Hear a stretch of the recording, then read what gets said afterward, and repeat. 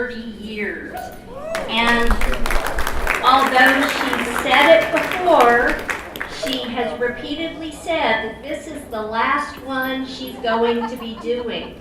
So why don't you make that applause louder?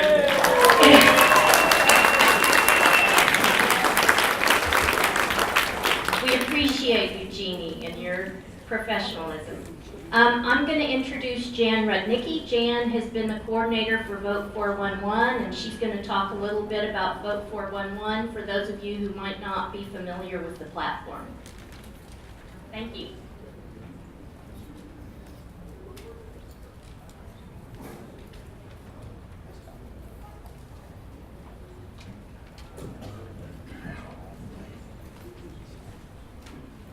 Good evening and welcome. I want to thank all the candidates that are coming tonight, and I want to thank all of the voters out there that are coming to support them and learn more about the issues. Most people, when they think of the voters guide, when they think of the League of Women Voters, they think of the paper voters guide that some of you have in your hands and were offered to you at the door. Just like everything else, life has gotten more complicated, and the League has responded by creating an online voters guide called Vote 411. I'm the Vote 411 coordinator for Hays County, and I'd like to tell you a little bit about it. In a complicated race like this primary, a lot of times residents don't know which elections they're going to be voting in. So Vote 411 has been designed where you put in your own personal address, and then your ballot appears on the screen, and you will not see candidates or races that you won't be voting in. Tonight, I'm sure you'll hear from a lot of stellar candidates, and you may say, oh, that's the one I really like. And then it's disappointing when you get to the polls and that person isn't even on your ballot. One of the races that we're dealing with tonight, the Congressional District 21, has 22 candidates in it. That's a daunting task, trying to sort through all those candidates. And what if you do, because you've read a voter's guide or you've read the newspaper, and then you get there and you're really voting in District 25 or just District 35, and that can be the case. And not just with that one race, with several races. So we encourage you to try Vote 411. It's just vote411.org. We're passing these out, and if you've tried it, pass it on to your friends, because the more people that know about it, the more educated voters we're going to have. I appreciate those candidates that answered our questionnaire and appear on the Vote 411 site. The one last thing that I would like to tell you is that the League of Women Voters, as always, is nonpartisan. We don't support any candidates. We just educate voters. That's our job. So the Vote 411 site will not save your information. You put in your address, and when you come back to it, you'll have to put it in again because it won't save that. The only thing it saves is the number of times the site has been used.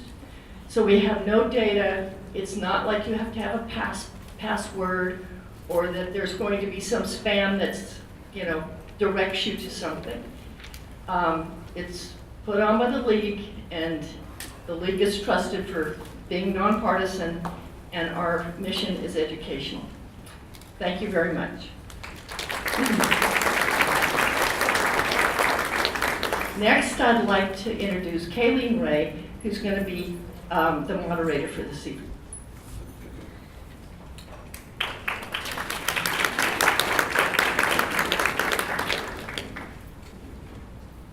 Good evening. My name is Kayleen Ray, and I'll be the moderator for tonight's forum. Only contested primary races will be featured tonight. As you know, primary elections are held by the political parties to choose the candidate that will represent their party in the general election in November. When you vote in a primary election, you must choose which party, Democratic or Republican, that you want to vote in, and you may vote in only one primary. As a result, each race is among candidates of only one party. Sometimes that's confusing to voters when they get to the polls and they don't see that both parties are on their ballot. Remember, this is primaries. Because there are really two elections occurring for each office, it's always very challenging in a primary election to decide how best to present the candidates to the voters. This is particularly true for this election because there are a very large number of candidates. For that reason, tonight's event will be a forum rather than a debate. On Tuesday we had a debate where we asked questions. Tonight is a forum. We will be presenting all of one party's candidates for a position together. The procedure for tonight is very simple. Each candidate will have 5 minutes to address the audience. That's it. There will be no lead questions and no audience questions. We encourage you to approach the candidates after the forum if you have questions for them. To help adhere to the 5-minute time limit, we have timekeepers. They're seated here in the front row. And our timekeepers for tonight are Larry Calvert and Brenda Smith. What I would say is that tonight we have better signs than we had on Tuesday, and the stop sign is actually a stop sign. And when you see that, it means finish your sentence and your time is up. We will begin with the candidates for the United States House of Representatives, and there are a number of U.S. Districts that include portions of Hays County, that, like Jen was explaining to you earlier. The districts are very large, and there are always a number of candidates' events going on at the same time. We understand that the candidates running in these positions must choose which events to attend, and unfortunately that means that we will not always be able to hear from all of the candidates in a race, but we do appreciate those who will be here tonight.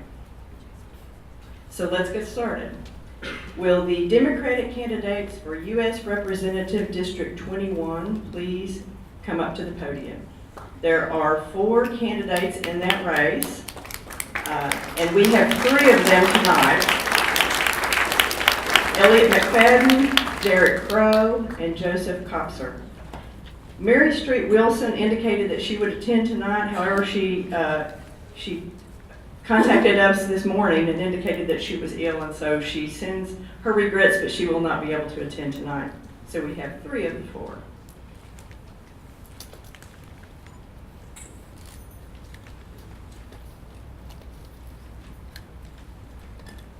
What we'll do is we'll pass the microphone from person to person, and you're welcome to stand up when you address the audience.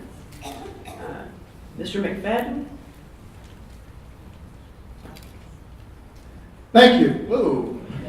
It's pretty loud. Everybody awake. Thank you for coming out tonight. This is what democracy looks like, coming out and hearing from the candidates. And we have a really important decision to make because our country is in a lot of trouble right now. We have a system in Washington that doesn't work for the American people anymore.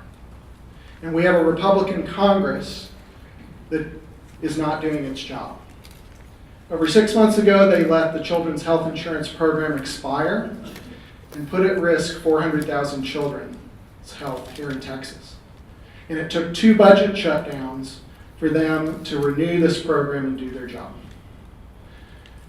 And when this president ended the DACA program, putting the future of hundreds of thousands of Texans in jeopardy, they sat on their hands. Now we're starting to get a debate now, but on the House side, there's going to be no debate because they're not doing their job. And when this president last summer legitimized white supremacists, there was silence. And in January, when he said he only wanted people with white skin coming to this country, there was no response. They're not doing their job, and it is time for them to go. Now, when I was growing up, my mama taught me 90% of life is showing up and doing the work. And that's what I've been doing for nearly 20 years, leading in Central Texas on the big issues that confront us. After serving in the Peace Corps with my wife, we returned back to Austin, and she returned to teaching, just got her 20-year teaching pin from Austin ISD, serving all those years in the majority low-income schools. And I went to work for the Travis County Democratic Party, helping elect dozens of progressives, including in our last wave election year, helped elect Jeff Barton and Sherry Tibby, our longtime DA. I led the effort to create the Travis County Healthcare District to expand access to the uninsured and pass a $65 million housing bond that's now building thousands of affordable homes. I'm the candidate in this race that has been leading on the big issues like healthcare, affordability, and transportation, and getting an agenda passed, which is why over 200 community leaders have already endorsed me throughout the district, why I've earned the support of Education Austin and just today the Austin Chronicle, because we need folks that are going to go there that know how to get something done. And our country's in a lot of trouble right now. There's a whopper of a problem going on in Washington. Now, why are you listening to a Democrat? This is a Republican seat, right? Lamar Smith's been in there for 32 years. When he was first elected, Top Gun was the top grossing film in the United States, and Cool Ranch Doritos were a brand new flavor. Well, this district is changing, just like this whole region is changing. And Nate Cohen from the New York Times, their data guru, calls this district dangerous for the GOP, and the Cook Political Report has downgraded GOP chances here. So a Democrat can win in this district, and who is it going to be? Are we going to do the same tired strategy of running as Republican-like, chasing voters that are never going to vote for us? Or are we going to overcome the 20,000 vote margin here by giving 60,000 Hillary Clinton voters that don't show up somebody to believe in? I believe that's the way. I think Democrats win when we stand by our values. We are champions for those who don't have a voice, and that's the kind of representative I want to be. That means fighting for Medicare for all, because health care is a right, not a privilege. And when I worked in the affordable housing bonds, I saw dozens and dozens of families and individuals that were made homeless by unexpected health care costs. That means free college tuition at public schools because kids shouldn't have to go into debt just to have a decent job. It means getting corporate money out of politics, putting a 12-year term limit on members of Congress, and banning them for life from lobbying. Because you should be about public service, not enriching yourself. And it means standing up to this president. I believe he obstructed justice when he fired the FBI director last year. This Congress has been complicit in letting him get away with that. We need to stand by the rule of law, which is why I support starting impeachment hearings from day one on this president. So, we have a once-in-a-generation opportunity to change this district. Are we going to do what we've done in the past, or are we going to stand by what we believe in? So if you want a real Democrat who will fight for real change, I'm your man. I want your vote and your support. Thank you.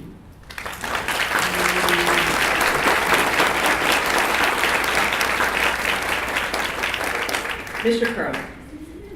How y'all doing tonight? God, this mic is really on. Sorry. It is a really hot mic. I like to do something at the beginning of my talks, and I'll invite y'all to do this now. I want you to turn to the person next to you and say, "You matter," and just shake their hand. Can you just tell the person next to you that they matter? Now listen. I'll give up some time for this. Yeah, sure. You guys matter too. Yeah. Y'all matter. And the reason that I do that is to remind us why we get into politics in the first place. And I believe we have a politics in Washington right now that is telling people that they don't matter. Over the course of my life, which is roughly just a little bit longer than Lamar Smith's tenure in office, I might add, the income gains, 50% of them in this country that have taken place over that time period have gone to the top 0.1%. And if you're old enough like I am to know 30 years of history, I want you to ask yourself if over those 30 years your life has gotten easier or has it gotten harder? Because everywhere in this country you look right now, you see people that are suffering from things like student debt, people being flooded out of their homes from things like climate change, people losing their homes because they can't pay their medical bills, and people fighting for the simple things like being able to afford a roof over your head and food on the table if you're working 40 hours at a minimum wage. Now, I believe those things are communicating to people that they don't matter, and I'm tired of that. So my name's Derek Crow, and I'm running for Congress in the 21st Congressional District because I'm tired of seeing a country that only works for corporations and the 1%. A little bit about my background. I'm from a small town in rural Texas. I grew up on a mile-by-mile square in the Panhandle right next to an oil and gas refinery. And I discovered after moving out of that area that that oil and gas refinery had been in violation of the Clean Air Act for every quarter for which I can find a record. That oil and gas refinery donates to Lamar Smith. I take this race personally. There are companies in this country right now that are hurting small communities like mine. They're hurting the bigger communities like Austin and San Antonio. And I'm tired of them picking and choosing our leaders instead of us getting to pick our leaders. That's why I'm for strong campaign finance reform. That's why I'm fighting for real progressive populist policies like Medicare for all and a single payer system, like real action on climate change that has a chance of saving our kids' future, like raising the minimum wage and guaranteeing a national jobs guarantee so that if you get displaced by things like the upcoming disruptions in the energy market or the automation wave that's headed straight at our communities, that you have a right to a job in this country at a minimum wage that can pay for a roof over your head. Now, I'm also for things like college for all. Raise your hand if you have student debt in this room. Raise your hand if you are wondering how you're going to pay it off. In this country, you have $1.4 trillion of student debt held by tens of millions of people. Now, for the price of that GOP tax scam that was just passed, you could forgive every single dollar of that student debt. I'm calling for that. We ought to repeal that tax bill and forgive every bit of that student debt that's holding people back who are 30 and under. Did you know, since I was 9 years old, the average student debt held by a family of 35 and under folks has gone from being about $1,800 to more than $14,000? That's a mortgage payment for people when they get out of college at high interest rates. And when you go into an unsteady employment situation where you have to work 2 jobs on contract without benefits in an apartment you can't afford with 3 roommates, words like liberty and justice for all just don't mean very damn much, now do they? Now, I'm here to fight for the people on the bottom of this economy. If you're looking for somebody that's going to fight for the working class, for real progressive policies that have a chance at making a dent in this economy, I'm offering myself up. I'm going to do something kind of radical here, and I'm going to end before my time expires. So you can learn more at electcrow.com. I appreciate your vote. I'm third on your ballot, Derek Crow, and I hope I can get your vote in March 6th and in November. Thanks very much.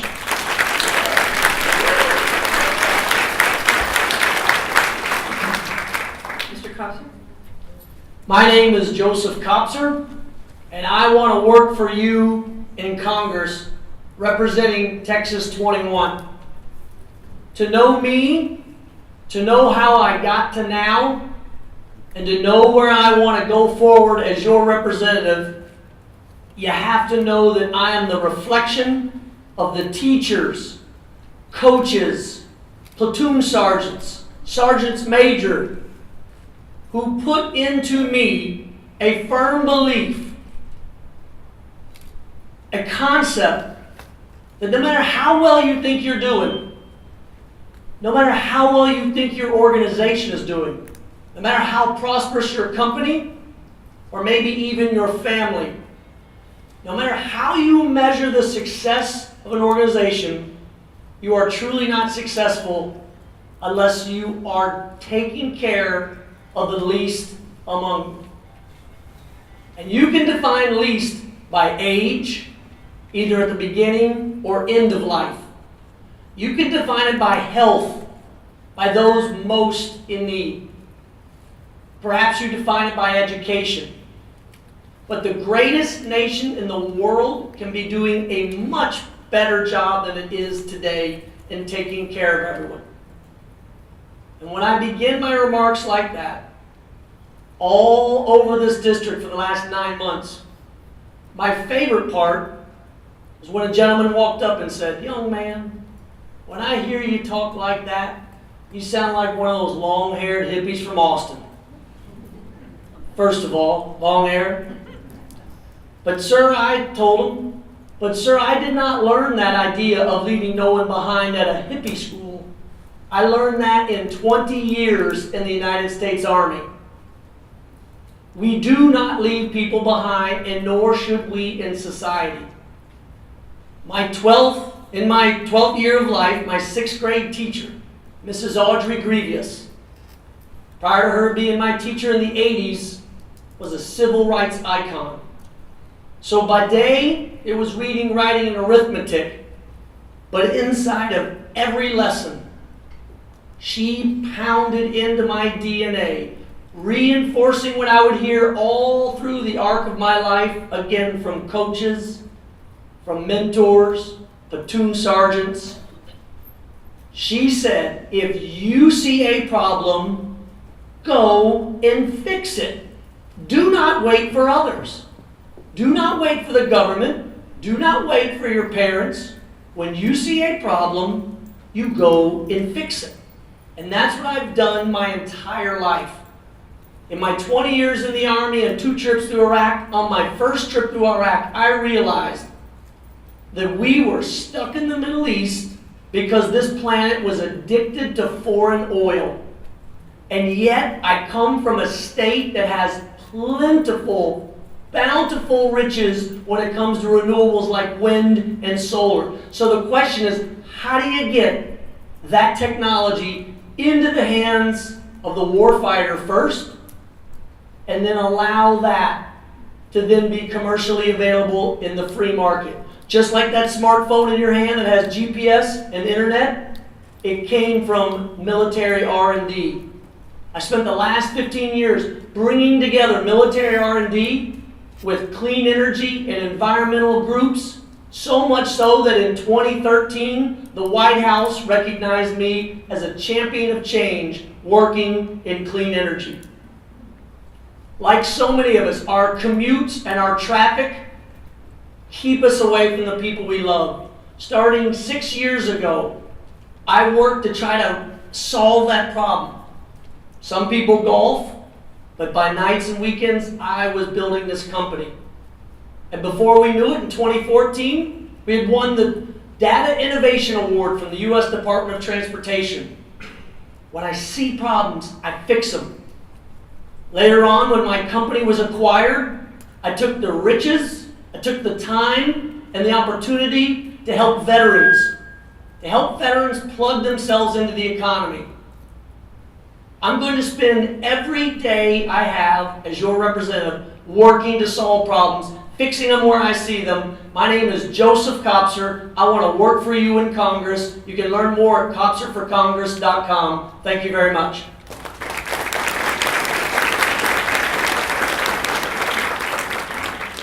Thank you, gentlemen. Will the Republican candidates for U.S. Representative District 21 please come to the podium? Now, this is the race where there are 18 candidates, which will all be on your ballot together, so that's a difficult choice. Unfortunately, we're only able to have 2 here tonight, Peggy Wardlaw and Samuel Temple.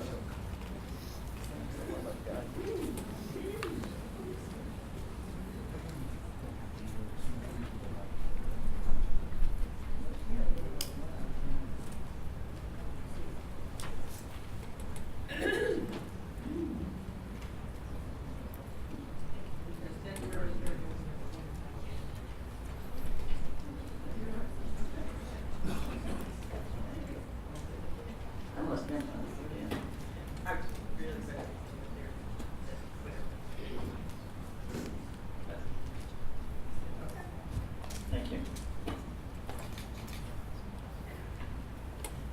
I'm sorry, can you show me how the time's going to work? Or from at 1 minute and then, okay. So there's going to be 1 minute, okay. Alrighty. My name is Peggy Wardlaw. I'm the Common Sense, Common Ground Republican in this race. My website is votepeggy.com. Don't hold it too close. I'm a petroleum engineer, a mother of 6 children. I'm a petroleum engineer, a mother of 6 children. And you know what I told my kids when they'd come to me and say, hey, Libby did this, Harold did this. I'd say, you need to go back and work it out.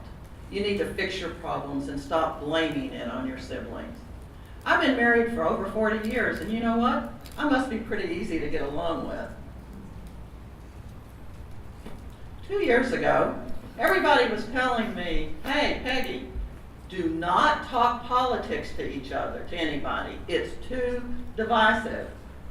So me being me, I said, you know what I'm gonna do? I'm gonna talk politics to everybody that I meet. So I did. Airplanes, restaurants, my kids will tell you. And you know what? I didn't get in very many fights. Because I didn't ask, are you a Trump supporter? Are you a Hillary supporter? I didn't ask, are you a Republican? Are you a Democrat? Because you know what? Texans are independent thinkers. We think for ourselves. And you know what I found when I asked people about health care? When I asked people about welfare? When I asked people about the economy? At the end of a 30-minute conversation, very often, I wouldn't know whether they were a Republican or a Democrat. Because we have concrete American ideas. Common sense ideas. So people ask me, okay, so what does that mean, common sense solutions? So let me give you an example. I got a master's degree in petroleum engineering, and my first summer job was in the oil field as a roustabout. Of course, it was all men except me, and I decided that I wasn't as strong as a lot of those guys, but I was going to do more of everything else that didn't require so much strength, and I did. But they all looked at me kind of funny for about a week, and then after a week, you know what happened? This truck stopped, the guys piled out, and there in the middle of the road's this big rattlesnake. It's all coiled up, and the guys are all standing around throwing these little rocks at it. That's not a common sense solution to killing a rattlesnake. You know what is? It's what I did. I went over to the side of the road. They aren't paying any attention to me. They think I'm still back in the truck. Picked up this big ass rock, go between the guys, dropped it on the rattlesnake's head. Boom, problem solved. That's a common sense solution. Let me tell you what else is not a common sense solution. Building a wall is not a common sense solution to illegal immigration. Thank you. I like y'all.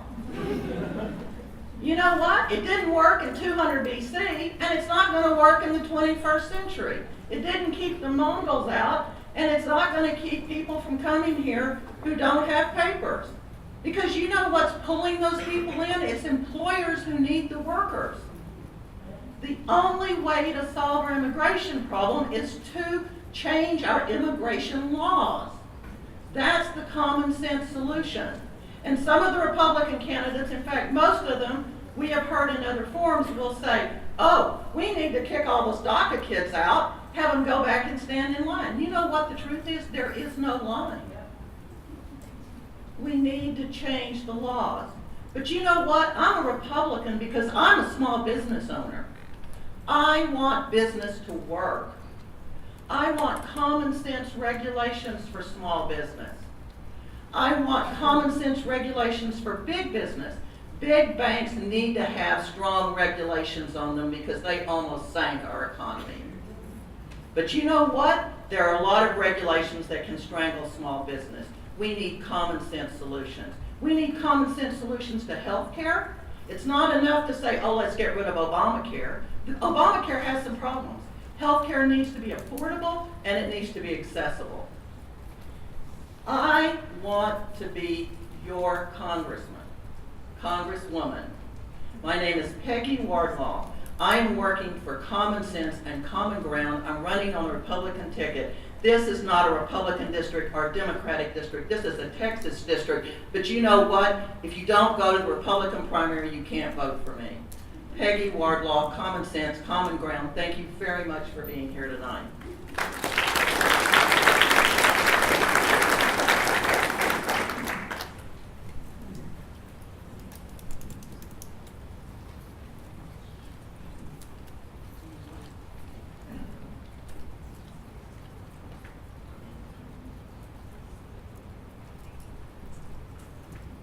I'm Sam Temple, and I'm running for Congress. Mostly because anyone who's a teacher in this room who once said you can do anything you want to do, maybe you should have dialed that back a little bit when I was in your class. My current level of fundraising is don't quit your day job. My current level of campaign staff is 2 volunteers, and that's only if my wife doesn't get out of the room fast enough, and she's getting really fast these days. Normally, I don't talk about my academic background, but there's an interesting story that I remember from grad school when I was in statistics that I'd like to share with you tonight. During World War II, they did a study to determine where to put additional armor on bomber planes. So anytime a bomber came back from a mission, they documented where a bullet was. And then they put it on a scatter plot overlaying the plane, and they decided to reinforce the armor based on where the planes had been hit. They did something counterintuitive. They put the armor where there were no bullet holes, because they concluded that that's where the planes got hit that didn't make it back. So what's my point? Sometimes you can tell something by what's not there. And what's not here tonight are 16 Republican candidates.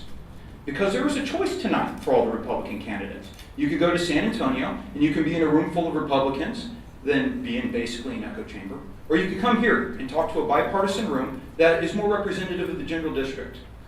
So I've got bad news for any Republicans in the room that love Trump. Your candidates are not here tonight. They're busy making the ties that will continue to perpetuate the problems that we currently have in Congress.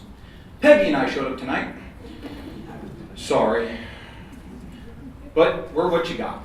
I'm running as a moderate Republican, probably the last one, and it is very hard to run as a moderate Republican these days. I'm going to take a chance on this room.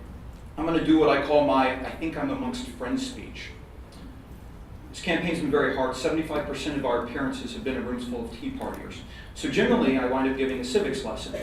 Does anyone in this room think that Islamic law is taking over our nation?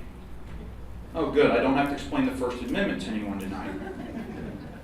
Does anyone think that when you don't clap during the Statement of the Union, that that's an act of treason? Oh, good. I don't have to talk about that.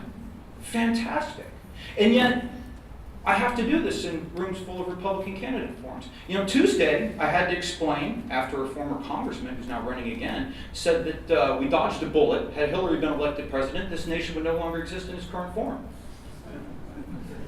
Yeah, let me tell you, it's really hard. No, I got up there and I said, you know, we survived surprise attacks. We've survived economic downturns. My campaign manager told me to add this joke, we even survived Jimmy Carter. We would have been fine, folks. And if you don't like Donald Trump, we'll survive him too, because this nation is very tough and we have checks and balances. And they will continue to work for us. I want to talk about one issue while I still have a little bit of time, and that's healthcare. A lot of people touched on healthcare. But they touched on it in a way that I think is meeting force with force. Sometimes you have to think around the problem. The conversation in this country about healthcare has been centered around coverage and coverage-related issues for the past 10 years. Even if we got everyone healthcare today, it would still be expensive. There has been no serious effort to drive any legislation in this country to reduce cost. If you reduce cost and do it as separate legislation, without even addressing coverage, everyone gets cheaper health care, whether your insurance comes from a company, comes from Medicare or Medicaid. And this is something that can be addressed simply and without partisan difficulty. Yet, every time it's tried, the special interests come out. The pharmaceutical lobby is disturbingly powerful, which is why you can't buy drugs manufactured in foreign countries, which are 10 to 100 times cheaper than what you pay for in the United States, because there's a law in the books that prohibits that. There's a law in the books that prohibits the government from negotiating drug prices. I'm guessing that drives up cost. Every $1 in $3 spent on healthcare is estimated to be waste. And yet no one is attempting to do anything legislatively to bring your costs down. Hearing aids have special regulations that prevent them from being marketed like eyeglasses. And hearing aids cost thousands of dollars. They could be hundreds of dollars if Republicans who hate regulation could repeal some regulation. Yet, surprisingly, that doesn't seem to come up very often.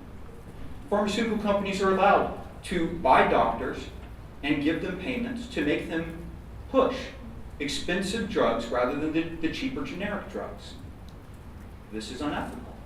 Pharmaceutical companies are allowed to market drugs that you have to get a prescription for directly to you over the television. This is also unethical. And I am running low on time. But this is what it sounds like when you give a guy who puts his nose in the books time to research a platform and tell you what's going wrong. I hope that all of you consider voting for me in the primary. My name is Samuel Temple. Hopefully we can make some change. And please consider that the majority of Republicans did not think it was worthwhile to show up here tonight, and I find it very appalling. Thank you both. Next will the Democratic candidates for U.S. Representative District 25, please come to the podium. And there are 5 candidates in this race, and they are all 5 here. Wes Hansen, Kathy Thomas, Chris Perry, Chatham Panda, and Julie Oliver.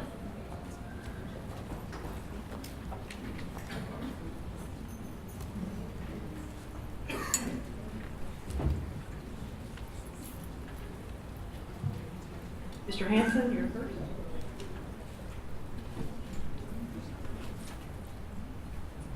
Thank you very much. I really do appreciate all y'all making it out here tonight. Traffic is rough. We came from far away, and this means a lot to all of us.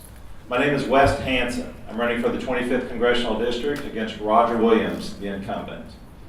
The district, for many of you who may not know it or may not live in it, goes from just south of Wimberley all the way up to almost Fort Worth, Burleson.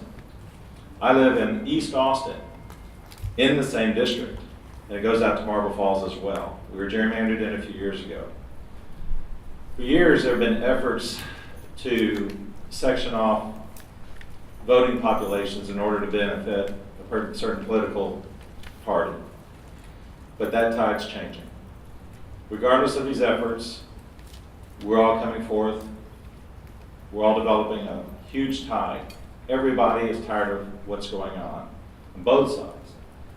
And 2018 is going to be a huge change, which is the reason I entered the race. Back in 2016, I didn't like the way the country was going. I didn't like the political climate. And since then, I have not liked at all how Congress has been behaving. They haven't been representing anybody at all. And it was time for me to do something about it. So, about myself. I was raised in League City, Texas. I was born when my mother was in high school, so was my sister. And I was the first in my family to attend college. And I did it at Southwest Texas State University, home of the Bobcats and the Mighty Bobcat Band. Eat 'em up, cats. And I graduated with a degree in psychology and started to work in the mental health field. I worked in the public mental health field for 18 years, regional mental health, and then for TDMHMR, and then Department of State Health Services. And in that capacity, I went from working with direct care in Caldwell County with people that suffer from chronic mental illness, all the way up to Austin State Hospital, where I was in charge of admissions. I was a social worker, and finally in the client rights department. After that, I was with the Department of State Health Services, and what I did there gets a little more dry, but it's also at the crux of what I'm going to be doing in Washington. I became a specialist in Medicare and Medicaid, Veterans Administration benefits, teachers' retirement, private insurance. In short, this is called utilization review and quality management.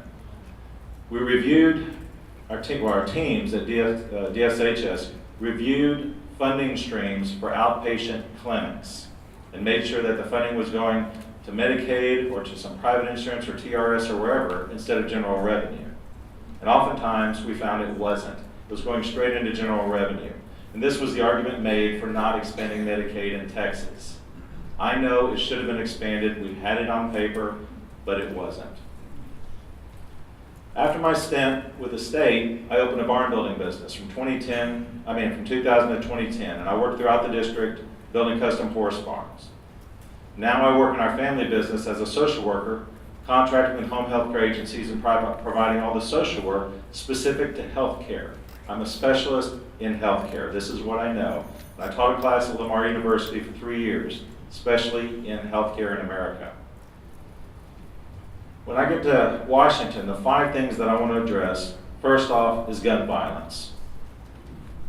We need to reinstate the assault weapons ban. We can't say that more clearly.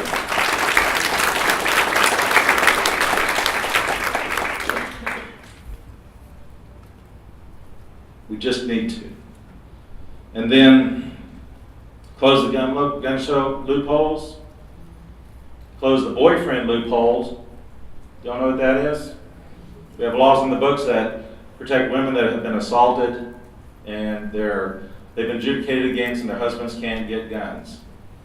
But boyfriends can.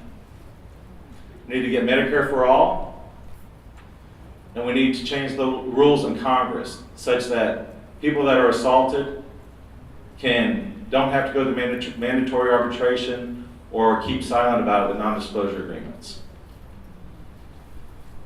running for Congress is not the time for a crash course in health care. I'm a strong environmentalist. I'm a National Geographic explorer. I've been in charge of cleaning up the San Marcos River for 5 years.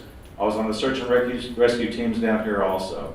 Once again, thank you so much for your time, and thank you all for coming out. Wes Hansen at westfortexas.com. Thank you. Ms. Thomas? Thank you. I have to talk a little bit about what's on my heart, and what's on my heart is yesterday for Valentine's.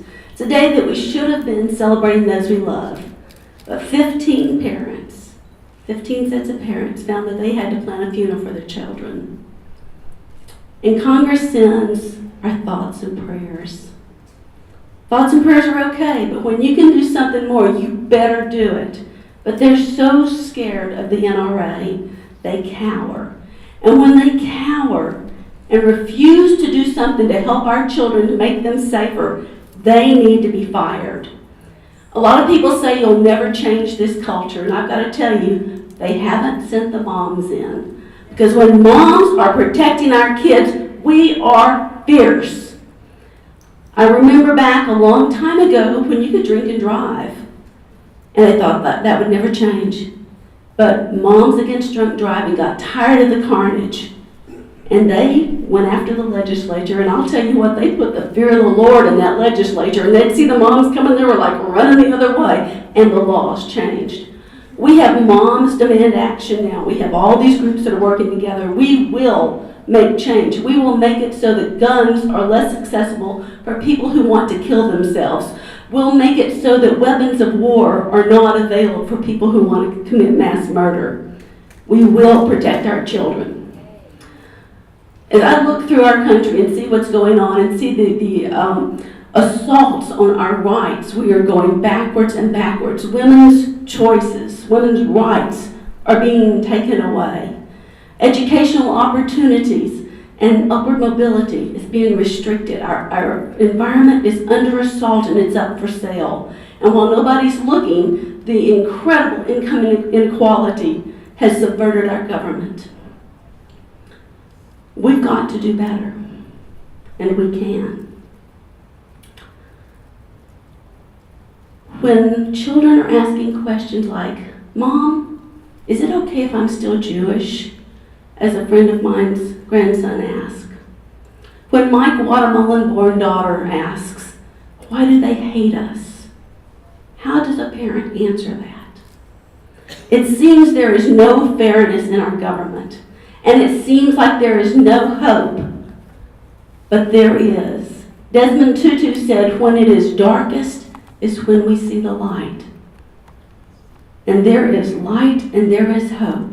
And let me just tell you about some of the hope I've got. I've got hope in a young woman who texted Letty, and she said, "You've got to join the Young Democrats at school because there's this awesome woman named Kathy running for Congress, and you need to support her." And Letty texted back, "You mean Kathy Thomas, my mom?" She got a lot of really excited emojis from that. But the Young Democrats are walking in our campaign now. And a woman who came to me because she uses medical cannabis. It's helped her get off of 13 different medications she was on. And she trusts me to work to get cannabis off the Schedule I drug list so that she can find that relief. Her doctor said, "Whatever you're doing, keep doing it, it's working." But she's got a folder at home, so if she gets busted, her family can take that to the police.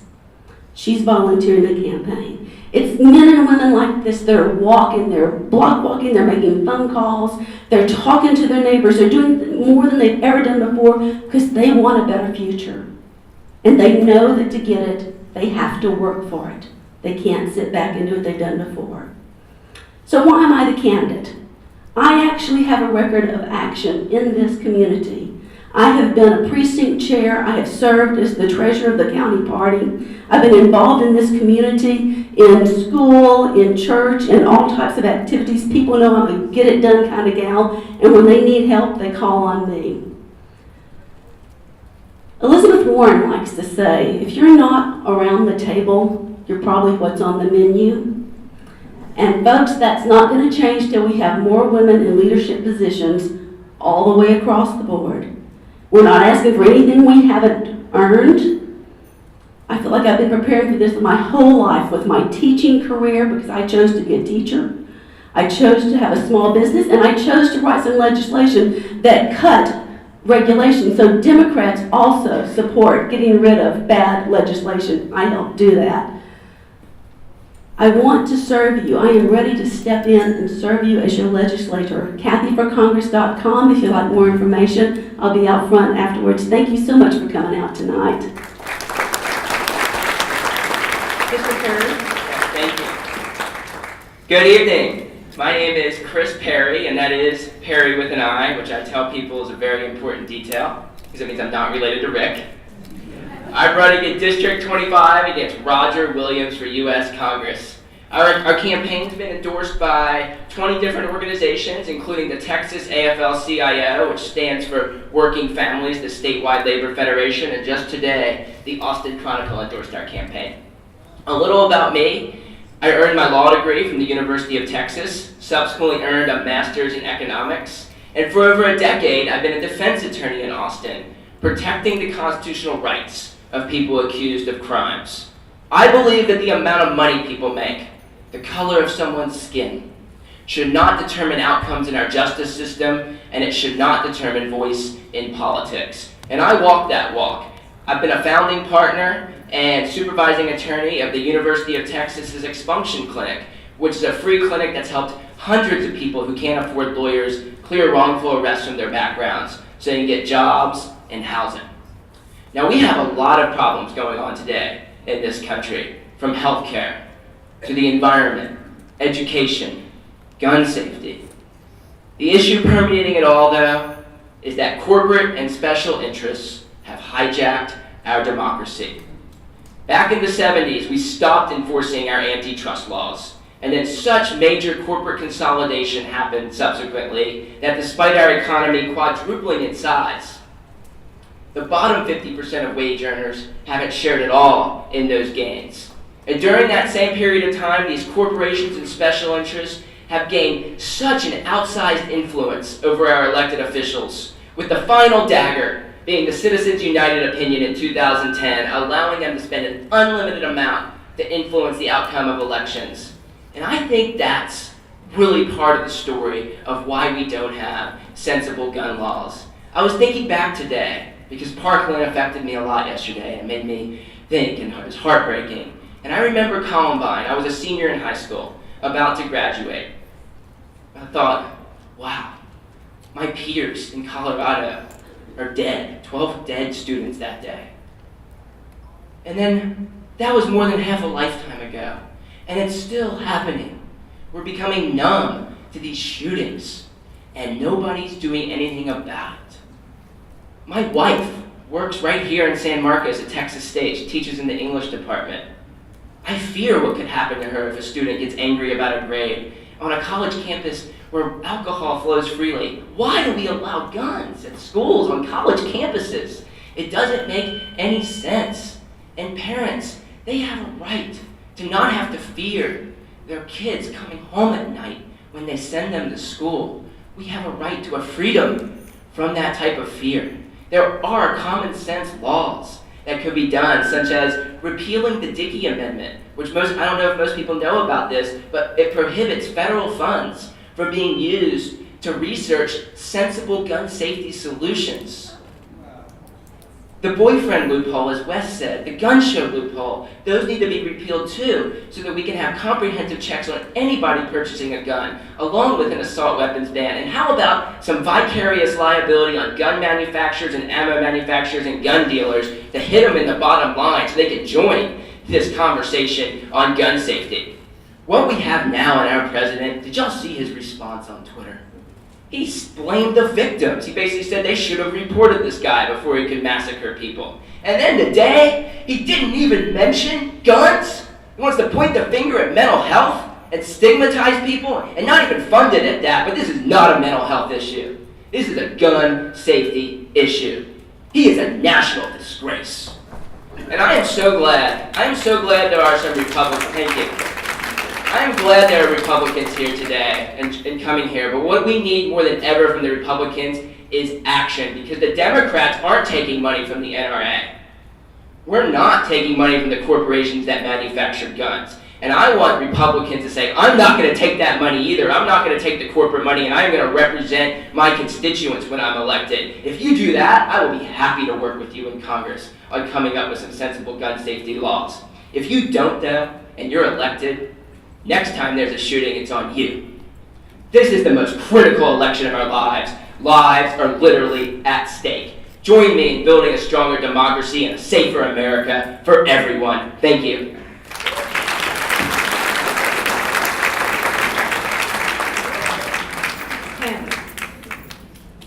How's it going, everybody? My name is Chapin Panda. That's Panda like the bear. I'm running for U.S. Congress against Congressman Williams. Now, I want to start off by telling y'all a little bit about myself. So I grew up in Austin. I spent most of my life there. But what you maybe don't know about me is I'm also the first person in my family born in this country. You know, my parents came to America from India seeking a better life. And when President Trump announced the immigration ban, that was a painful moment for me. Because this country, this community, have given me everything. They have given me opportunity. They have made me a better person. And to see those people not being let in this country was like seeing myself, my family, and a lot of my friends not being allowed to enjoy the opportunity that this great country has to offer. You know, the President, Congressman Williams, they are sacrificing our everyday interests. You know, these are people like my friend's mom. She has a very rare form of cancer. And the only way she has health care insurance is because of the ACA. These are people like the families in Florida who woke up today without a loved one in their house. But you know what goes beyond just our everyday interests? It is the shared values and principles that all of us hold, regardless of political party. You know,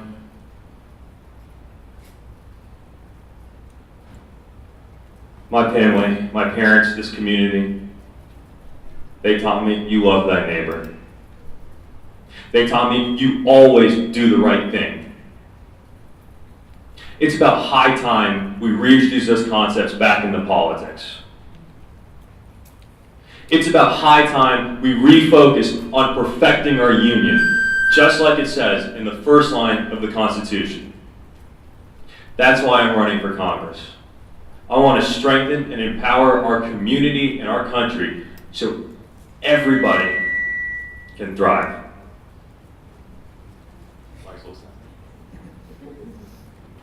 I believe that everybody should share in prosperity, regardless of their circumstances.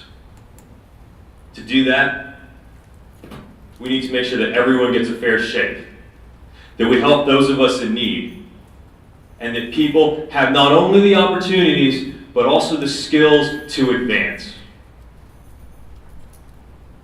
And we've got to do this. We have got to do this. Because I believe that every American wants one thing. That's a shot at success.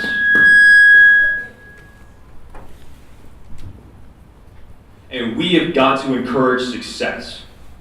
Because I believe that if one of us succeeds, the entire community succeeds. Now, when I get to Congress, to that end, I want to focus on three big things. First, quality, affordable health care for every single person. Second, it's creating a 21st century economy that works for everyone. To me, that's investments in infrastructure, clean energy, and education. Lastly, I want to focus on breaking down barriers that hold people back. Because how can we expect people to succeed if there are obstacles in their way? Now, that's an ambitious task, but I've got the skills to get that done. I graduated from Georgetown University with a degree in international economics. I work for a globally recognized mutual fund company. I manage billions of dollars in retirement funds. I solve complex problems. I took high-stakes decisions. I work with people from organizations all over the world, not to engage in petty crap, but to actually get things done. And that's what's missing in Congress. I want to apply that same skill set, energy, forward thinking to make our community and our country a better place for everyone. You guys can check out my website at www.panda2018.com. I want to thank you for your time. Let's work for change.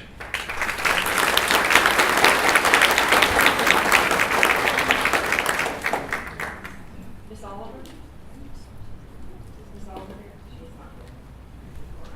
Thank you very much.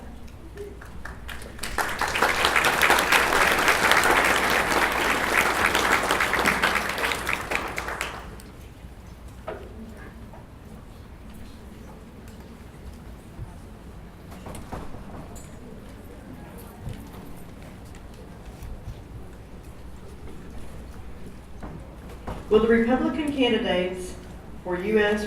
Representative District 35 please come to the podium? There are two candidates in that race, Cheryl Kenneth Alexander and David Smalling. And Mr. Smalling is here.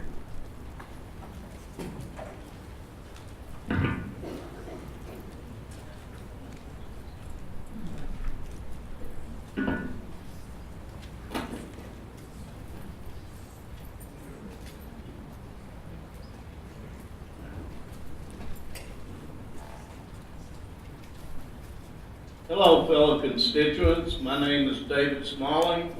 I'm running for Congressional District CD 35. I would like to tell you about some of the things that I believe in. First of all, we need a working representative for working people. You all work. Your representatives are not working for you. I want to work for you. I want to provide equality and opportunity. What does that mean? That means everybody has a shot at a job, safety on that job, and a fair wage. How do we do that?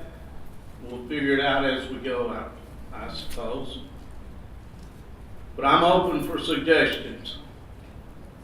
Equality and dignity. What does that mean? A lot of times, those that are supposed to serve us don't really serve us. They treat us like second-class citizens.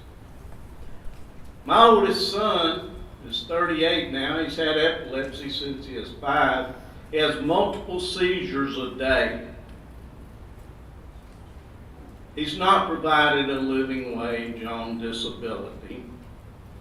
And whenever he goes down to speak to the people that he has to go speak to, they sometimes look down their nose at him and treat him as a second-class citizen or something.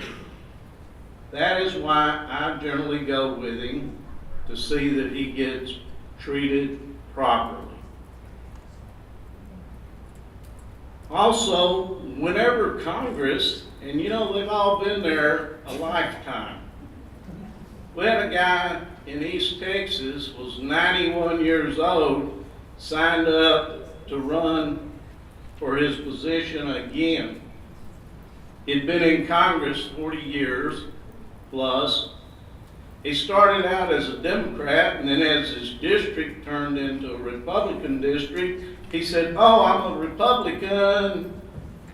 So he turned into a Republican, and at 91, he signed up to rerun for Congress. Fortunately, he was beaten. But now, whenever they want to cut something, what's the first thing they want to cut? They want to cut the people that are least likely to afford it. Medicare, Social Security, SSI. that is not right. If the Republicans suggest it, the Democrats blame it on the Republicans. If the Democrats suggest it, the Republicans blame it on the Democrats. Our Social Security, they keep telling us, is going broke. Well, in 1971, they put it in the general fund, and who is spending it? So, we need to do away with that. We need to quit the blame game. They need to learn how to work together. Equality and progress. What does that mean? Any of you own a small business? Yeah, they're killing you with the regulations, aren't they? But we need to get the regulations so that they don't keep you from going into business. We need to make it so that you can make a profit in business. We need to make it so that you're not competing with people who are hiring folks who they're paying cash, no benefits, no workers' comp on, no matching FICA. And in 2004, Congress said we're going to fix immigration. It's 2018, and they have not done one thing for immigration. Personally, I think we need some work visas because we have a lot of people here working and they have no path to get here to work. My name is David Smalling. Go to my website, www.davidsmallingforcongress. Thank you for your time.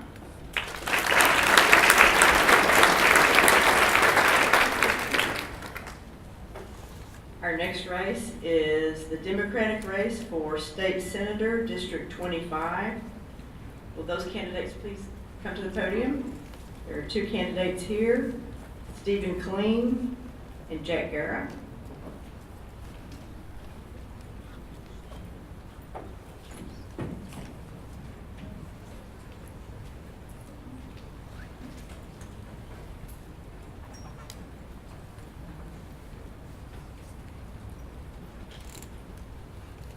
Mr. Kling, you're up first. Okay, thank you very much. My name is Stephen Kling. I'm running for Senate District 25. The incumbent in that race is Dr. Donna Campbell.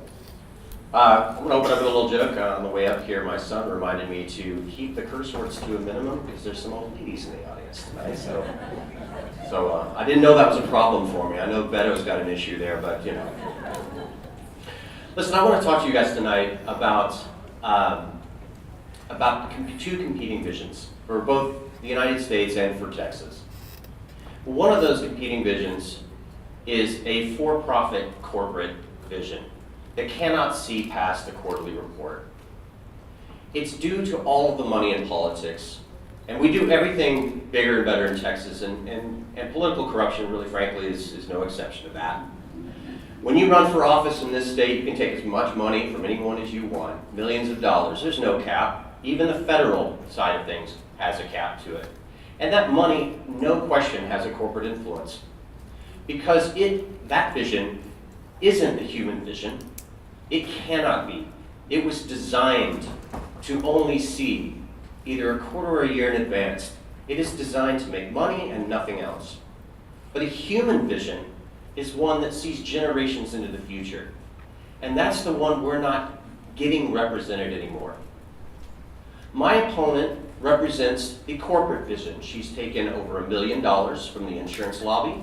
She's taken tens of thousands of dollars from the aggregate industry as well, and many others.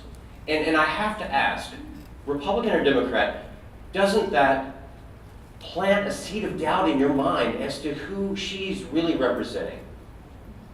Well, my campaign does not take a single penny of corporate donations, and we never will. Not even after I become the incumbent. Because I don't want there to be a seed of doubt as to who I am there to represent. That is you, and that goes for Democrats and Republicans. You see, I was raised in a culture of service. My parents were teachers, and my grandparents as well. I'm a 5th generation Texan, and I'm a 4th generation combat veteran.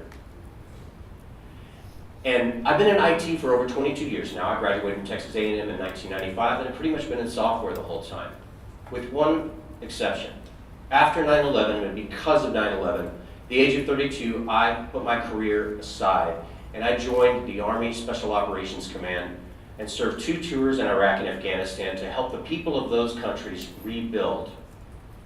And that same impulse to serve, that servant's heart that my mom and dad, who are in the audience tonight because they live in Buda in Hayes County, that they instilled in me and that my grandparents instilled in me, is the reason I'm standing up again in front of you, again, both Democrats and Republicans, to try to heal this divide.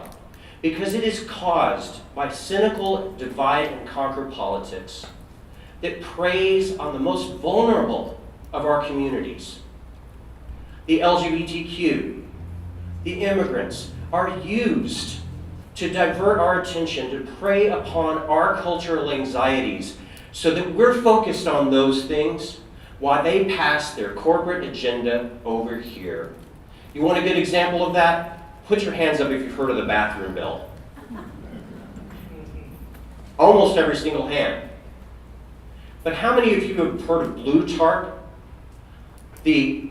Not many. Only one, my wife, because she's yeah. Okay, so the legislative nerds don't count, but those types of bills, the ones that are meant to be sweetheart deals to make corporate entities not have to pay their fair share, or to put the burden of our property taxes on us, the individuals, the families, the small business owners, because it's not just Republicans who are small business owners. I know. That's not fair, and that's what we need to change. And the end result of that is the 4th highest property taxes in the United States and the 46th worst public education system to show for it. That's not good ROI. That's not good return on our investment.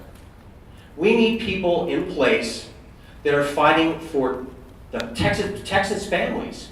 We need people that are there for no other reason than to represent their constituents, every single one of them, and do what's best for them. To rebuild our public education system so that companies aren't coming here to exploit our communities. They're coming here because we have the best teachers creating the best students and the best talent for them. I invite you to come and visit cleanfortexas.org to find out more about those issues and the others that are most important to you and your family. Again, I'm Stephen Kling, and I'm asking for your vote. Thank you. Mr. Garrett? Thank you. It's really nice to be here in San Marcos. I know San Marcos. I went to school here for 1 year before going to UT and graduating there with an urban geography degree in undergraduate and a Master of Science in City and Regional Planning. And I'm really running because I am just shocked by the population growth that we're experiencing. The lack of regulatory backing and toolkit on the local level and the county level. And I want to run as your senator to help control suburban sprawl, to protect our hill country, to protect our aquifer, to increase our water quality, and to come up with new sources for water supply. How much money are we spending on roadways, traffic congestion? I want to diversify our transportation choices. I want to direct development to the other side of IH-35 so that we can conserve as much as possible of the landscape that's over here.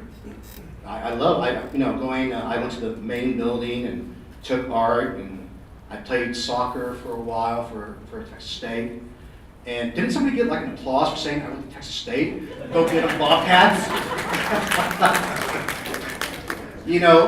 20 years ago I proposed to my wife. And next day, 20 years ago today, we spent time at the B&B there. That's Crystal Lake or... Thank you, yes, there. Lovely place. And it's so funny about it because there was the frat house that I used to belong to right across the street, so that was kind of funny. I thought that was funny. But, and then yesterday, I don't know what it was, but for some reason, I looked at my kids as I dropped them off at school. I'm a city planner, 25 years experience, a stay-at-home dad, and I own historic properties in historic neighborhoods in San Antonio. But I dropped off the kids, and I don't know why, I looked at them tonight, I just thought about gun shootings. It's because I've been talking to Moms Demand Action, that was probably part of it. And I always wanted to say, I love you, and think about, well, this could be the last time I see them, be it my side or their side. And as I looked back, a car blocked the view of that last glance I wanted. And then after doing things most of the day, I come home and what do I find out? You know, and so I guarantee you this. I know enough about law, because city planning is a quasi-judicious field, meaning we have to know how to write laws, make laws, craft them up, how to just tailor them so they can be acceptable to the other senators, to the other representatives, so that we can get things through. That I promise you, I will not ever give up on common sense gun safety. I promise you that. And I promise you this, that I will do my best as I can to protect this hill country, provide greater transportation choices, to fund public education, and to reassess. I've done appraisals before as a city planner.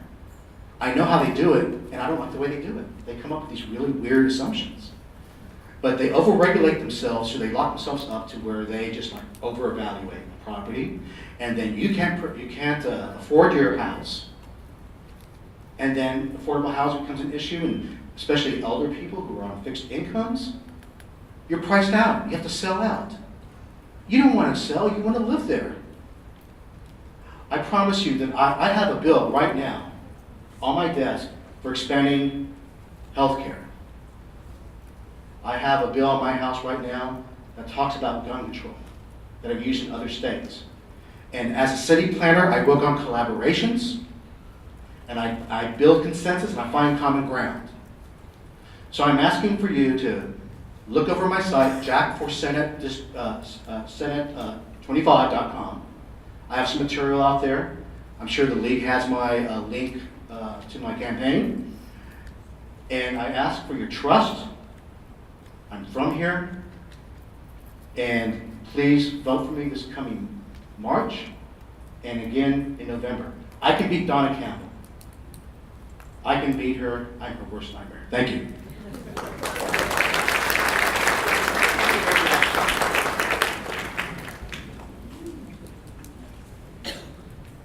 Will the Republican candidate for Senate, State Senate, District 25, please come forward?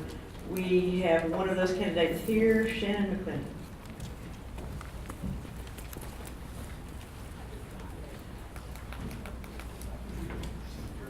Thank you very much. My name is Shannon McClendon, and I'm running for Senate District 25. I first want to thank the League of Women Voters of Hays County for putting this on. I think they deserve a great round of applause. And it's nice to have a bipartisan group like this to truly get educated on who the people really are instead of what they will say in different audiences that we've been around and around on. This has been a long week for a lot of us candidates. We've been on the trail or at least my CD25 folks have been all the way down to Alamo Heights, all the way up to about where I live in northern Hays County. My campaign has got a map out there if you want to know what your Senate district looks like. It's in yellow. The Democrats are welcome to use that map as well because it's the same for y'all as well, I'm sure, Mr. Clean. Let me tell you a little bit about myself. I'm a fifth generation Texan. I'm lived in the district for over 20 years. I did not move to the district to get elected into office. Because I've lived in this district, I understand the growing pains as well as anybody else does. I think my Democrat primary folks have said a lot of the reasons why we want Donna Campbell out. For me, a lot of what we're seeing is this growth that's not being considered on a planning level. I'm not sure if y'all know or not, but Senate District 25 does not have a flood plan, does not have a drought plan. Some of us can think back when we had a drought and some people lost cattle, they had to give away their horses, which was just as severe as 2015, where we lost about a dozen folks and at least one family got swept away except for the husband that was left there. So I understand the district, I understand the problems. What I have learned throughout this campaign is that during the 2015-2016 census that was put together, last data that's come out of that is that there's 10 counties that are the fastest growing counties in the United States of America. And of those 10 counties, 3 of them are in Senate District 25. And that's the United States of America. That's Hayes, that's Camel, and that's Kendall County. And we've got to do something where we're serving the people of this district and not up there at the pink building just working on state issues. We've got an issue where, well, let me just make this promise. I will promise to talk with you if you call me even now, if my staff members will. Okay, so I have 2. My staff members will make sure I get a message, but I will meet with the Hayes County judge. I will meet with the Kamal County judge. I will meet with the county commissioners. I will meet with your other elected officials that you have so that we can put together a plan for the area that we live in, because we have some very suburban areas, some very rural areas that have different needs, but that we've got to plan together right now. Hopefully this isn't going to be too offensive. I'm an attorney. But the good news is that I understand regulatory law very well. I work in the electric utility industry and have been doing that for about 25 years. I've watched the legislature and have to protect the energy industry that we have. I've served on the Electric Reliability Council of Texas that keeps the grid operating and running. And with that, we have to pay attention to the different bills that are going to be out there that could just impact the energy just a little bit. My clients have involved the landowners, the ranchers, the small commercial consumers, all the way to the power plants, wind farms, and solar farms have been my clients.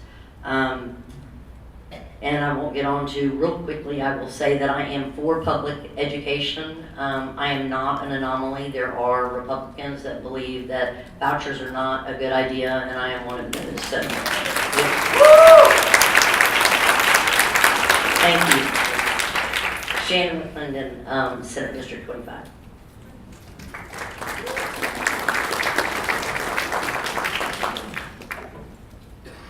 Next race, the Democratic race for State Representative District 45. There are 3 candidates in that race, and it says here they're all here.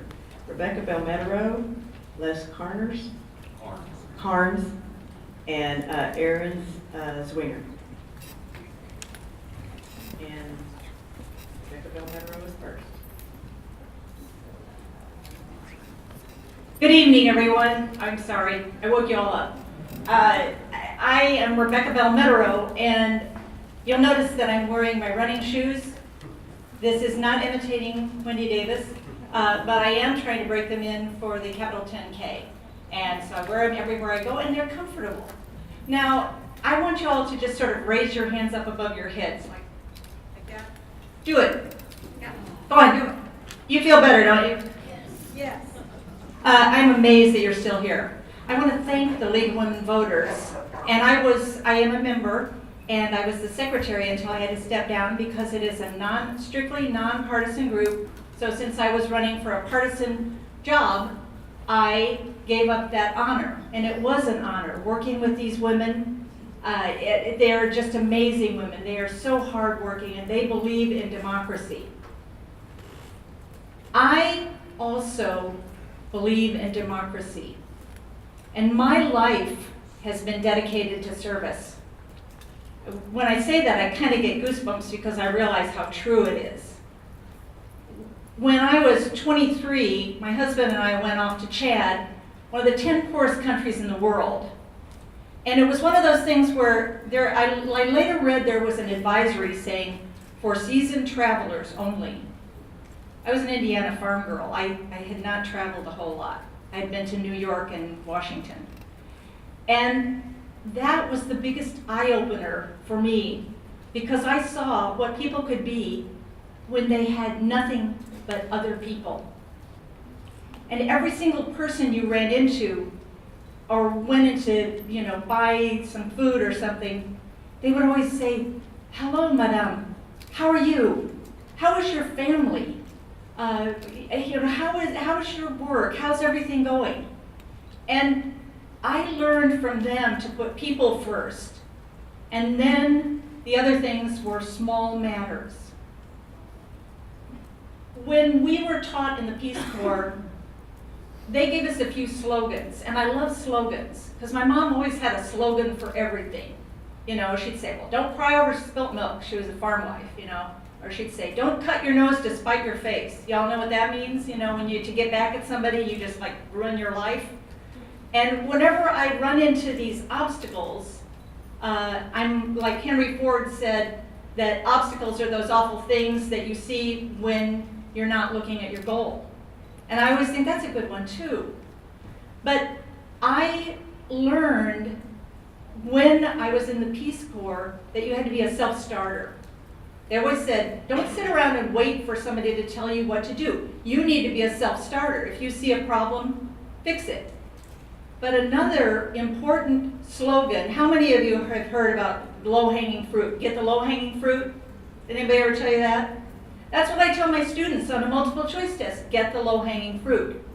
When I am on the state legislature, I am going to be looking for that low-hanging fruit. And I'm also going to be following another kind of a maxim my mother always told me. You can catch more flies with honey than with vinegar. And so I'm going to make friends with everybody that I can and find where we have common ground. Figure out what is the low-hanging fruit that we can get done. Now, as far as pointing to specific legislation, I agree with practically everything everybody has said here tonight. So what we have to do is figure out where do we start. And you need to make a decision about who you want to represent you.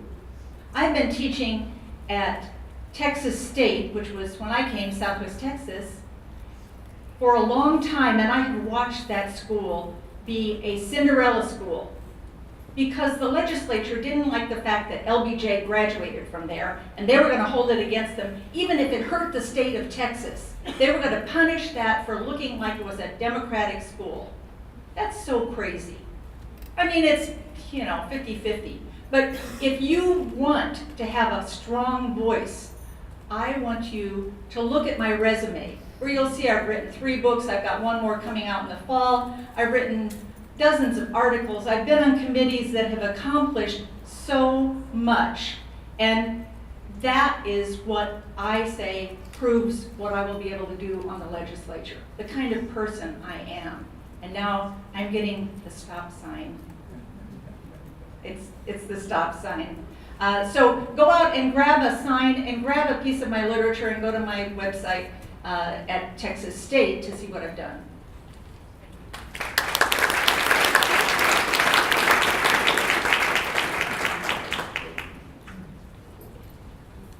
Okie doke. I'm Les Carnes. I want to represent you in District 45, Hayes and Blanco counties. I've been a activist Democrat in the county for 20 years.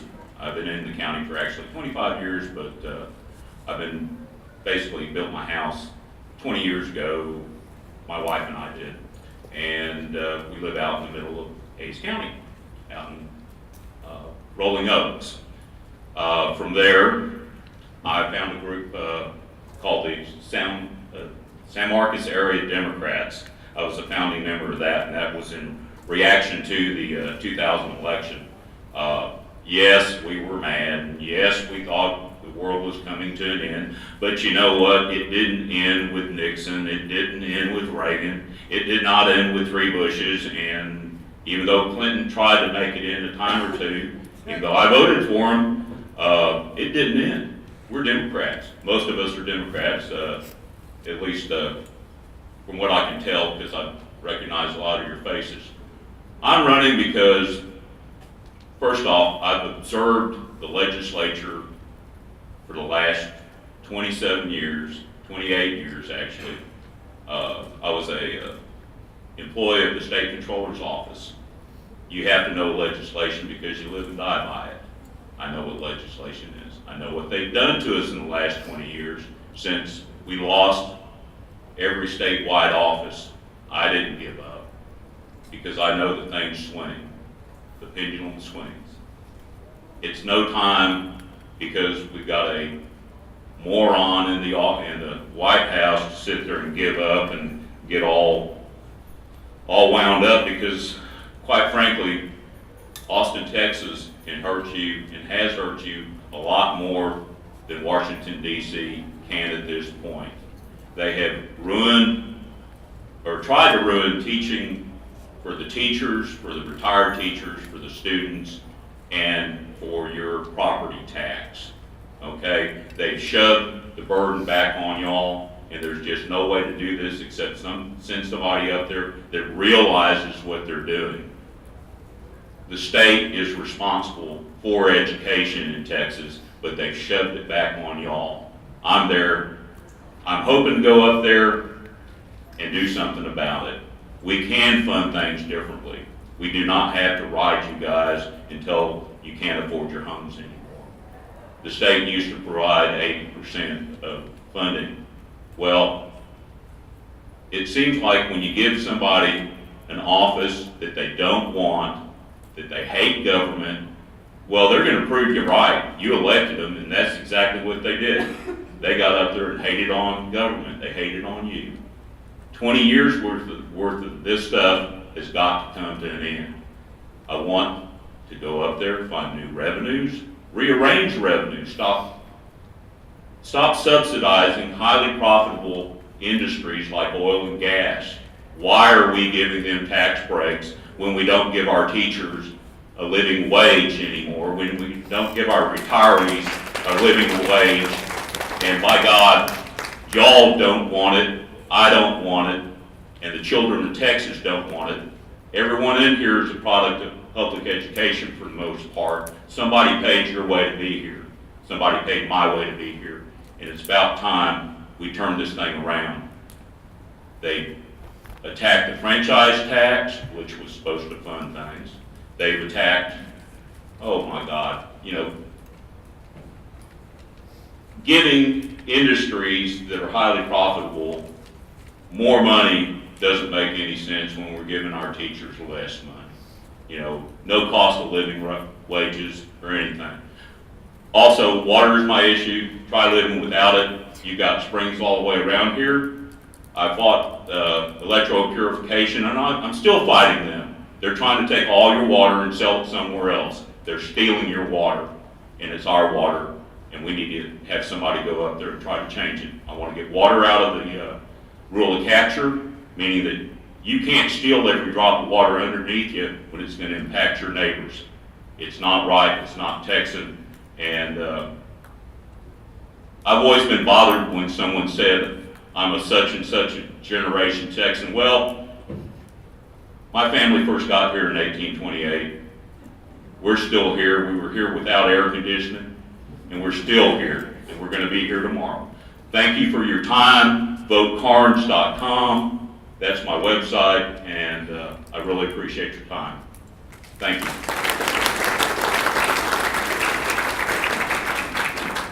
Ms. Winger?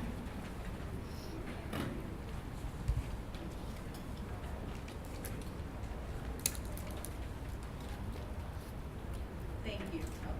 Hello? Oh, there we are.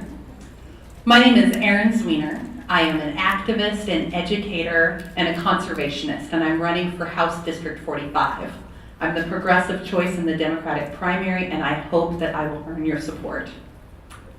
Last year, before the 2 years ago now, before the 2016 election, I was hard at work on a book about the history of women in the American West and my own journey on the Continental Divide Trail. When the election happened in November, I decided, as much as I loved my historical women, they were dead. And there were a lot of living people in the world who needed my work right now. And so I dove into organizing. I was one of the lead organizers of the Electoral College demonstration at the Texas Capitol in December 2016, where we asked our electors to vote for anyone not named Donald Trump. Unfortunately, only 2 of them listened to us.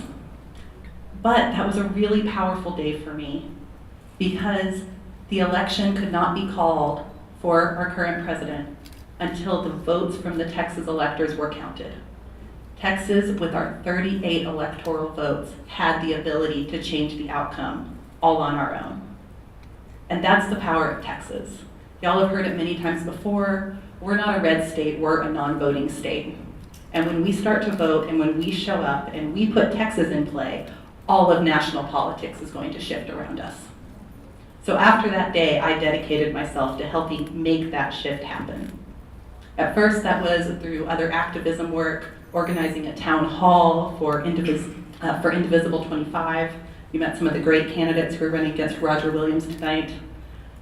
And when I realized that my own state representative was one of those representatives who wasn't very good at the representing part, I decided I had to step up and run against him. No one had run against him since, as a Democrat since 2012. And at the time in March when I stood up, it didn't look like anyone else was going to show up. So I decided to take that task on myself. Since then, we've built relationships all across this district. And now, as just about anyone here who knows me can tell you, I spend most of my time knocking on doors. And when I ask folks, what issues are important to you? At least half the time they go, where do we start? So I'm going to talk about a few issues tonight, but if I don't mention what you're passionate about, please come ask me. I probably have an answer for you, and if I don't yet, I'll find one. So I am guided by my values, which are healthy communities, inclusivity, and common sense government. To me, healthy communities means that we invest in public education and we keep our promises to our teachers. Healthy communities means that we expand Medicaid here in Texas, which will cover another 1.5 million Texans and bring $6 billion of federal money into our state. Healthy communities also means we protect our natural world, our water, our wildlife, our open space.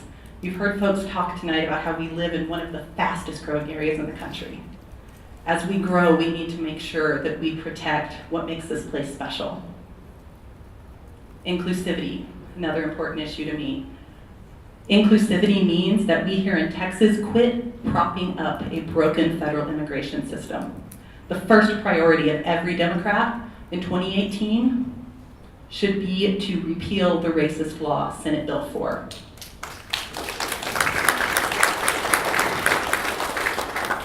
And beyond that, I would like to make it harder for undocumented folks in our community to have run-ins with the law. And by that I mean 12 different states have given undocumented immigrants the ability to get a driver's license. That's a model we should follow here in Texas. Folks should not end up being deported for minor traffic violations.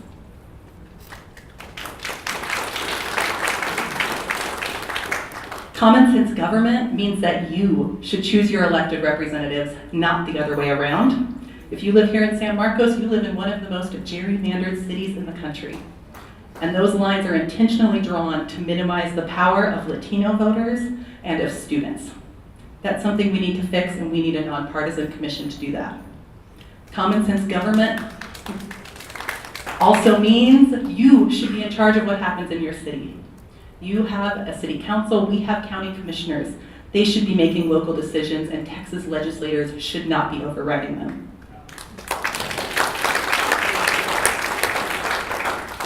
We have a tremendous opportunity to flip House District 45 in 2018, and the way we're going to do that is by knocking on every door, particularly here in the I-35 corridor. I am doing that work, and my campaign will continue to do it. My name is Erin Zwiener. I'm running for House District 45. You can find more information about me at www.erinforyall.com, and let's put the all back in y'all.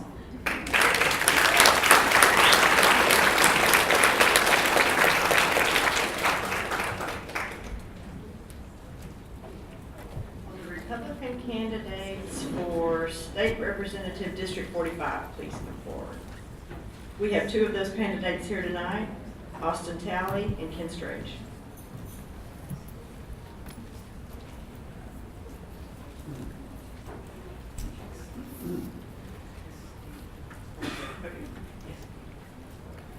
Mr. Talley. Howdy. Thank you, first of all and foremost, for participating in our democratic republic process.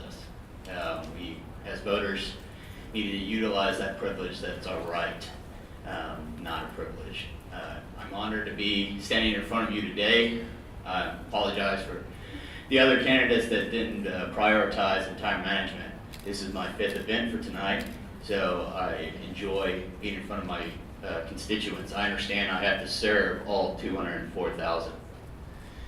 It doesn't really matter so much what I think, but yes, I have a foundation in God and a foundation that aligns me with the GOP, but it matters what my voters think, because I have to represent your interests when I get elected, with your vote, hopefully.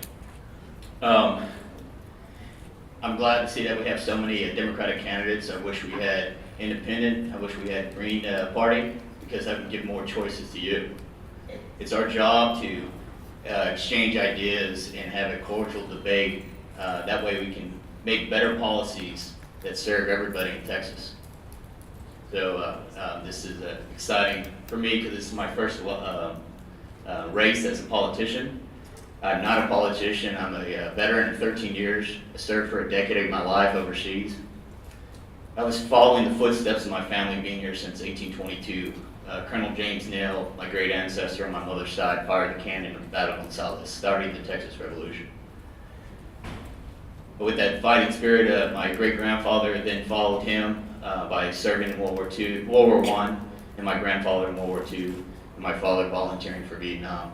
I served my country in Afghanistan and Iraq. I was lucky at 23 years old. I was recruited by an intelligence agency, where it deployed me within 10 weeks versus the Army when I graduated OCS. I was looking at 3.5 years before I could go fight for my country. When I was over there, I realized it didn't matter if you were Republican or Democrat or Libertarian or Green Party. You're all men and women in uniform. You all work for one mission and one goal. And I hope, as your future legislator, that my legislators across the aisle can do the same.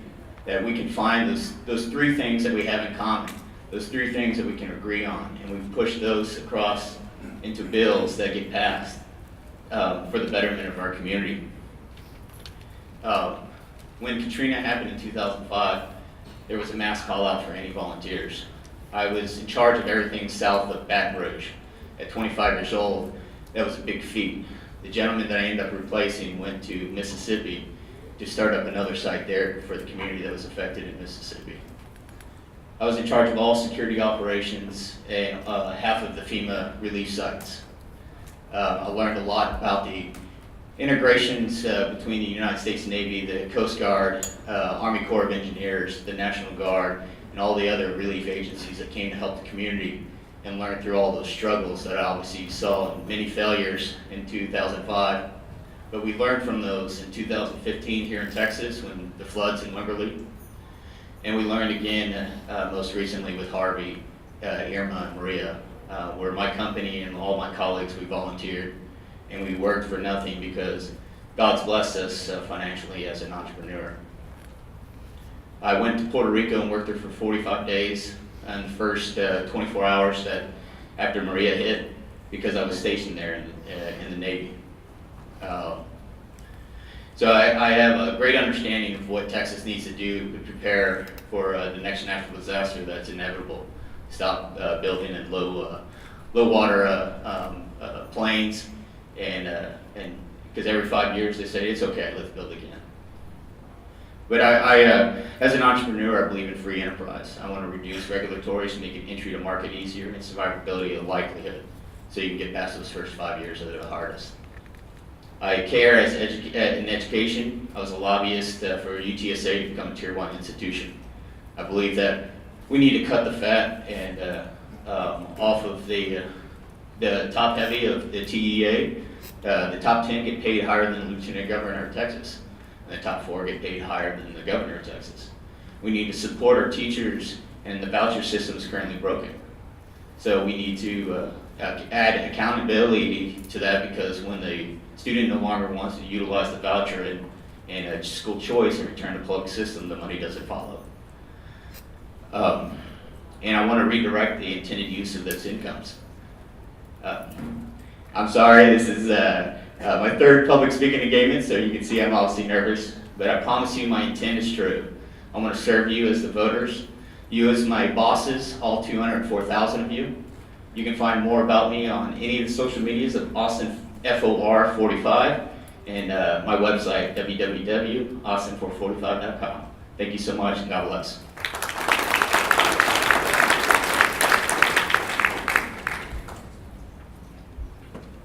Mr. Strange, do you like the podium?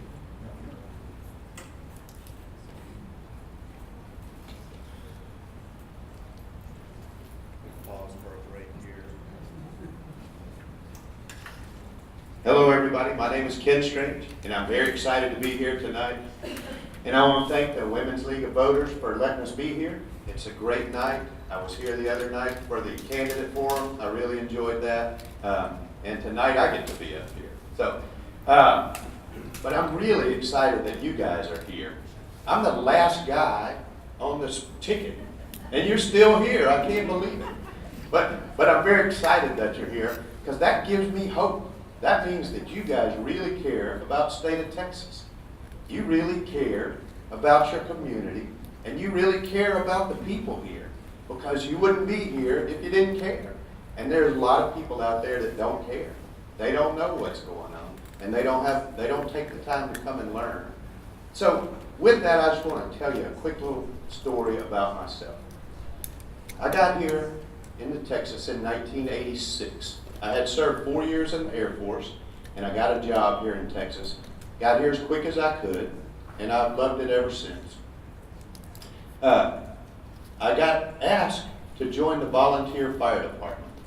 I didn't know anything about volunteer fire departments. I came from South Carolina, and they don't have them. But in the military, I had learned 3 very valuable lessons. Those lessons were discipline.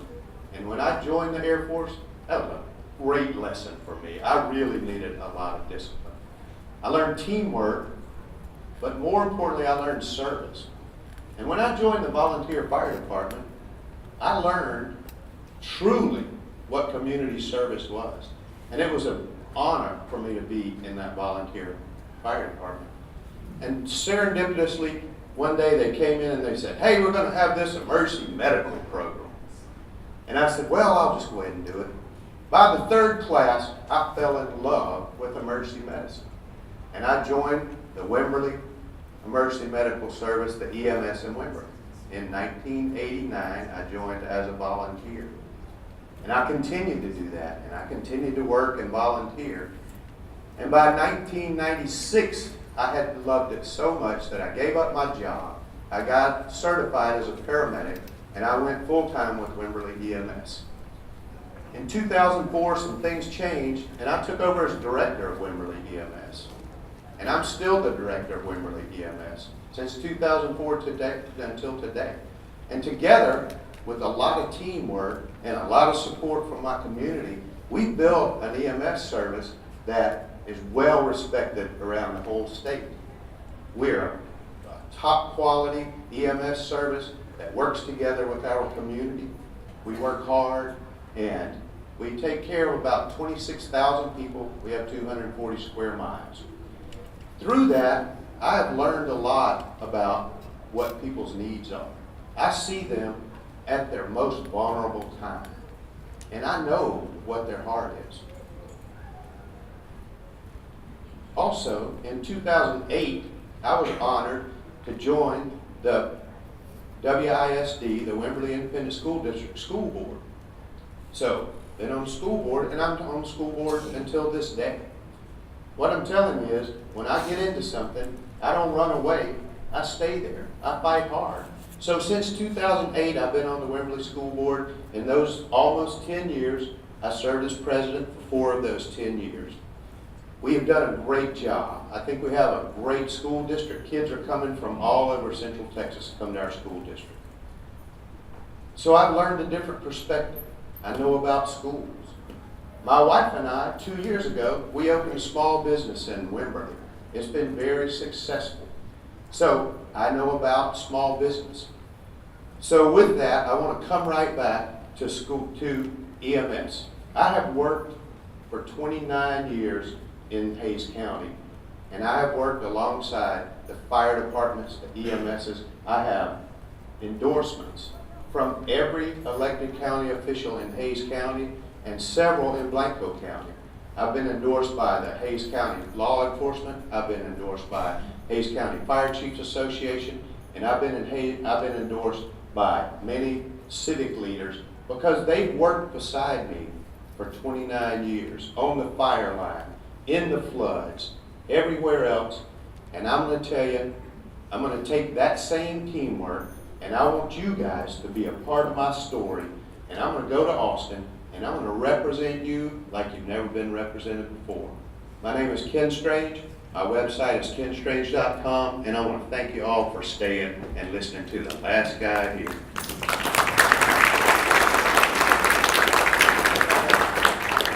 We appreciate the local media coverage tonight of this event. Remember, early voting begins February 20th. It ends March 2nd, and Election Day is March 6th, Tuesday, March 6th. Thank you to the candidates. Thank you to the audience. Remember, your vote does count. Make democracy work by casting your vote. Good evening.